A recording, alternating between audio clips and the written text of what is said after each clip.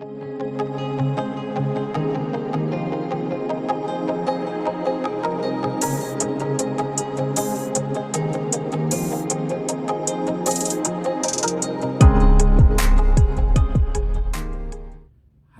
kita ketemu lagi di Pelayanan Digital Perkantas Labuan Batu. Saya masih akan melanjutkan berbagi dari buku The New People Making karya Virginia Satir. Ini teori keluarga. Menurut Virginia Satir ada 4 aspek keluarga: self-worth, keberhargaan diri, komunikasi, aturan, lalu relasi keluar. Nah, di beberapa video sebelumnya saya sudah membahas tentang keberhargaan diri, dan saat ini saya akan masuk kepada aspek yang kedua, yaitu komunikasi. Kalau di buku ini dia mulai bab 6. Jadi nanti bab 6, bab 7, bab 8 itu akan bicara tentang komunikasi. Saya mungkin akan bagi 2 video karena cukup panjang ya. Nah, kali ini kita akan mulai masuk di dalam aspek ini, komunikasi. Kalau di dalam judul dia katakan berbicara dan mendengar. Jadi komunikasi itu berbicara dan mendengar. Komunikasi itu faktor tunggal yang paling luas yang menentukan relasi seperti apa yang akan kita bangun dengan orang lain dan apa yang akan terjadi di dalamnya, gitu ya. Bagaimana kita bisa bertahan di dalam relasi itu, bagaimana mengembangkan keintiman, kedekatan, bagaimana kita bisa produktif di dalam relasi, bagaimana kita membuat sesuatu masuk akal ketika kita mengkomunikasikan sesuatu, dan bagaimana kita bisa terhubung, artinya antara kita dengan orang teman bicara kita itu ada satu hubungan yang terjadi begitu. Nah, menurut Virginia Satir sebetulnya semua komunikasi bisa dipelajari. Jadi sejak bayi manusia itu sudah belajar tentang komunikasi meskipun belum dalam bentuk kata-kata. Karena itu sebetulnya ada beberapa elemen daripada komunikasi ya. Virginia Satir menyatakan ada 6 ya, ada 6 elemen komunikasi. Jadi waktu waktu berkomunikasi dengan orang lain, ini bukan hanya soal kita menyampaikan data. Jadi berkomunikasi itu melibatkan 6 elemen. Yang pertama adalah tubuh. Jadi gestur kita, ekspresi tubuh itu juga merupakan komunikasi. Yang berikutnya nilai. Jadi komunikasi tidak terlepas dari nilai, value. Cara seseorang bertahan hidup dan bagaimana dia seharusnya hidup, itulah value. Sehingga waktu seseorang berkomunikasi itu, dia akan selalu menyesuaikan dengan nilai-nilai yang dia punya. Nah, berikutnya ekspektasi ya. Ini maksudnya adalah ada pengaruh masa lalu, ada memori yang memberikan harapan-harapan di dalam diri kita. Sehingga ketika kita berkomunikasi, ini sangat mempengaruhi. Berikutnya itu sensasi. Sensasi dengan 5 indera kita itu sangat mempengaruhi komunikasi dan bagian dari komunikasi. Kemudian kemampuan berbicara ya, kecerdasan verbal kita, kemudian banyaknya kata-kata, kemampuan kita mengerti setiap kata, dan seterusnya. Dan yang terakhir adalah otak. Semua yang memproses komunikasi itu ada di dalam otak. Nah, dia katakan begini ya, bagaimana cara kerjanya gitu. Nah, ketika kita berkomunikasi dengan seseorang gitu ya, maka waktu kita berkomunikasi dengan seseorang, kita melihat, kita mendengar, kita merasakan sesuatu, memikirkan sesuatu, kita punya masa lalu, dan kita memiliki nilai dan ekspektasi. Nah, tubuh kita akan melakukan sesuatu. Sehingga lawan bicara kita itu sebetulnya tidak benar-benar tahu apa yang kita rasakan ya, apa yang terjadi di dalam diri kita gitu. Nah, lawan bicara kita sebetulnya hanya berfantasi menurut Virginia Satir gitu ya. Hanya berfantasi dan mencoba untuk menafsirkannya. Nah, sebaliknya ya, bagaimana dia menafsirkannya waktu dia menerima komunikasi dari kita, dia pun merasakan sesuatu, mendengar sesuatu, melihat sesuatu, seluruh inderanya, lalu dia juga punya masa lalu, punya harapan tentang sesuatu, lalu dia punya nilai apa yang seharusnya gitu. Nah, itu menentukan bagaimana dia berfantasi dan memikirkan dan mencoba membayangkan apa yang sedang saya komunikasikan. Dan saya sendiri juga tadi ya sangat dipengaruhi oleh elemen-elemen itu. Nah, karena itu apa yang kita sebut fakta itu menurut Virginia Satir hanyalah fantasi dan bayangan kita. Itulah yang akhirnya kita sebut fakta. Padahal sebetulnya tidak. Bahkan Virginia Satir itu menyatakan bahwa ketika kita berbicara pada seseorang, kita memiliki proses di dalam diri dan mencoba menafsir, sehingga kita tidak pernah benar-benar mendengar. Kita memikirkan dan merasakan apa yang kita ingin dengar dan apa yang ingin kita rasakan begitu. Nah, dia kalimat langsungnya begini ya, aku yakin kebanyakan orang tidak mendengar apa yang benar-benar terdengar, tetapi hanya apa yang ingin mereka dengar. Itulah komunikasi yang terjadi di dalam keluarga. Dan awal mula komunikasi tentu di dalam keluarga ya. Di dalam buku ini cukup panjang dijelasin bahwa anak itu akan belajar komunikasi dari rumah, dari orang tua, lalu itu akan menjadi pola model komunikasinya. Dan itu nanti di video berikutnya ya, di bab selanjutnya saya akan jelaskan. Nah, kali ini dia membukakan banyak hal gitu ya. Apa sih yang terjadi dengan keluarga kita di dalam komunikasi ini?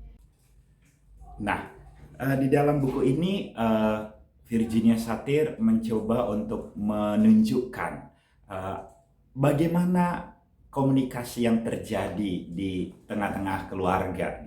Nah, ada beberapa hal yang menunjukkan betapa komunikasi kita di tengah-tengah keluarga itu tidak sehat, ya, tidak sehat. Dan sekaligus dia juga memberikan cara-cara atau hal-hal praktis bagaimana kita bisa melatih komunikasi ini supaya bisa lebih sehat gitu ya. Nah, yang pertama adalah seringkali komunikasi di tengah-tengah keluarga itu kita tidak betul-betul memperhatikan lawan bicara kita. Kita tidak betul-betul memperhatikan orang lain gitu ya, pasangan kita, anak-anak kita ketika kita berbicara gitu. Sehingga dia memberikan cara praktis sangat sederhana gitu. Dia minta seseorang duduk, lalu salah satu anggota keluarga akan melihat seperti memotret gitu ya, bisa menggunakan handphone. Kalau saat ini gitu ya, di buku itu sih belum ada handphone, tetapi dia minta kita membuat seperti sebuah kamera gitu ya. Lalu kita lihat bagaimana sih bentuk rambutnya, matanya, wajahnya, telinganya, tubuhnya, air mukanya, apakah dia sedang nyaman atau tidak. Nah, seringkali waktu berbicara atau berkomunikasi kita tidak betul-betul memperhatikan. Kita itu bahkan menafsir. Kita berbicara sambil lalu, sambil melakukan sesuatu, dengan menyampaikan sesuatu yang penting bahkan. Dan ini tidak sehat gitu. Ini tidak sehat. Bagi Virginia Satir, kita harus belajar untuk berbicara dengan melihat gitu ya. Nah, berikutnya adalah komunikasi di tengah keluarga menjadi tidak sehat dan tidak utuh karena tidak ada sentuhan. Virginia Satir mengatakan bahwa setiap sentuhan memiliki perasaan yang terhubung dengan hal itu. Setiap sentuhan. Jadi ketika kita mau menyatakan rasa suka disertai dengan sentuhan, maka rasa suka itu akan sampai kepada anak kita, kepada pasangan kita. Ketika kita bilang aku memaafkanmu dengan menunjukkan satu gestur dan memberi sentuhan, aku minta maaf, memegang tangannya misalnya, itu akan memberikan juga itu akan utuh gitu komunikasinya, itu akan sampai rasa permintaan maaf, penyesalan itu sampai kepada dia. Jadi komunikasi di tengah keluarga seringkali tidak sampai dan tidak utuh karena kehilangan sentuhan ini. Jadi sentuhan itu penting gitu ya. Memang di dalam bahasa cinta ini topik yang berbeda, ada bahasa cinta seorang itu dengan sentuhan, ada yang tidak gitu. Bukan berarti bahwa kalau bahasa cintaku bukan sentuhan, aku nggak perlu disentuh gitu. Nah ini hal mendasar kepada anak ya, kepada anak. Kita perlu menyampaikan, berkomunikasi itu dengan disertai dengan sentuhan karena ada emosi, perasaan yang terhubung dengan hal itu. Nah, berikutnya adalah berbicara dengan setara. Di dalam keluarga, apa yang membuat komunikasi menjadi tidak sehat adalah karena tanpa sadar orang tua itu berbicara sebagai orang tua terhadap anak dengan posisi yang tidak setara. Orang tua itu kan bertubuh besar. Anak itu akan melihat orang tua itu sebagai raksasa gitu ya. Orang yang besar. Dan dia itu akan merasa lemah, tidak berdaya, tidak punya tidak punya posisi yang setara dengan orang tua. Dan seringkali orang tua tidak menyadari ini, sehingga ketika orang tua bicara itu sedang menyampaikan sesuatu seperti seorang yang berkuasa, yang penuh kekuatan, yang penuh otoritas kepada orang yang lemah. Nah, inilah yang membuat komunikasi menjadi tidak sehat. Nah, Virginia Satir menyarankan ketika kita bicara, posisikanlah diri setara. Pertama-tama terhadap anak-anak. Kalau kita bicara dengan anak-anak, kita duduk, tunduk. Lalu kita menyampaikan apa yang ingin kita sampaikan dalam posisi yang setara. Ini penting sekali di dalam komunikasi. Sehingga kalau ini kita lakukan, anak ini akan tumbuh dan dia juga akan memperlakukan setiap orang setara dalam berkomunikasi. Kalau anak tumbuh di dalam posisi selalu lemah, selalu posisinya di bawah, maka dia akan tumbuh dengan rasa pemberontakan, ingin menjadi besar, ingin menjadi otoritas yang tertinggi, dan pola komunikasinya akan selalu diantara menaklukkan atau menjauhi. Begitu. Tetapi kalau setara, kita akan memperlakukan orang lain di dalam komunikasi secara sama, begitu ya. Kita bisa mengerti, itu akan menolong kita untuk bisa mengerti lebih baik orang lain. Nah, yang terakhir adalah apa yang membuat komunikasi keluarga tidak sehat adalah kita merasa atau berpikir bahwa semua orang harusnya sudah tahu di rumah ini. Itulah komunikasi kita di rumah. Sehingga waktu kita bicara dengan pasangan, dengan orang tua, dengan anak, harusnya kan sudah tahu. Itu ada di dalam diri kita dan itulah yang merusak komunikasi kita. Padahal komunikasi itu adalah menyampaikan pada waktu itu juga apa yang ada di dalam pikiran dan di dalam hati kita. Coba lihat bedanya ya. Kalau kita sudah berpikir bahwa semua orang seharusnya tahu, kamu harusnya sudah tahu. Misal ya, waktu kita mau menyampaikan kepada anak bahwa mainannya harus disimpan di kamar, di gudang mainan gitu ya, atau di kamar tempat penyimpanan dan di dalam box gitu. Waktu kita datang mainan berserak, maka sebetulnya waktu kita komunikasi tanpa sadar, kita itu langsung menyampaikan kemarahan-kemarahan. Karena apa? Kita sudah berpikir, kamu harusnya tahu, ini tidak boleh lagi berserak. Ini semua sudah tersimpan di kamar. Ini tersimpan di tempat yang sudah disepakati sejak awal.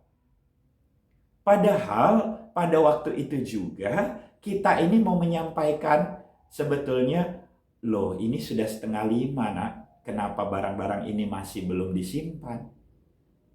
Kan kesepakatannya jam 4 ini harus disimpan. Kamu sudah selesai main dan mandi.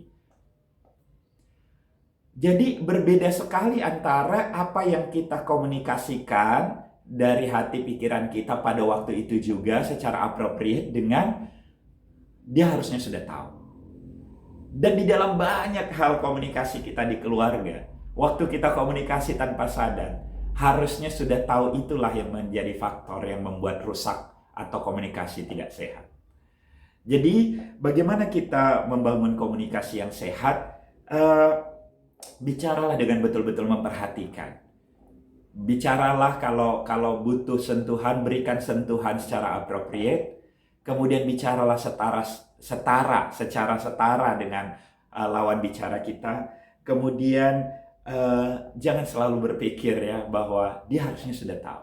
Sampaikanlah apa yang sedang kamu pikirkan dan kamu rasakan pada waktu itu juga. Dan tidak perlu harus bilang, ini ya aku sampaikan kali ini dan kamu harusnya tahu nanti ke depan. Enggak, kita sedang bicara pada waktu ini juga. Kita bicara pada waktu ini juga. Jadi harusnya tahu itu bukan hanya soal harusnya dia sudah tahu dan harusnya dia sudah tahu nanti. Enggak, kita bicara pada waktu ini juga. Waktu ini juga, apa yang ada di dalam hati pikiran kita, kita sedang mau komunikasikan. Nah, kalau begitu nggak boleh marah dong. Bukan tidak boleh marah, tapi kita menyampaikan kemarahan pada waktu ini sesuai dengan apa yang kita pikirkan dan kita rasakan. Boleh menyampaikan komplain, keberatan, tetapi menyampaikannya apa yang kita pikirkan dan kita rasakan pada waktu ini, itulah yang kita sampaikan. Nah, kiranya Tuhan menolong kita semua supaya kita bisa membangun komunikasi keluarga yang sehat. Tetapi memang ada tantangannya. Setiap kita pada akhirnya punya pola-pola komunikasi tertentu di dalam diri kita. Ini akan kita bahas di video berikutnya. Silahkan diikuti. Jangan lupa kalau video ini menolong, silahkan di-share, dibagikan kepada teman-teman, kepada rekan-rekan, kepada keluarga, supaya sebagaimana disampaikan di pendahuluan yang sudah saya bagikan, kita mulai belajar membangun keluarga yang sehat, ya, membangun keluarga yang sehat di dalam 4 aspek itu, di dalam keberhargaan diri, komunikasi, aturan-aturan, dan relasi keluar. Tuhan Yesus memberkati.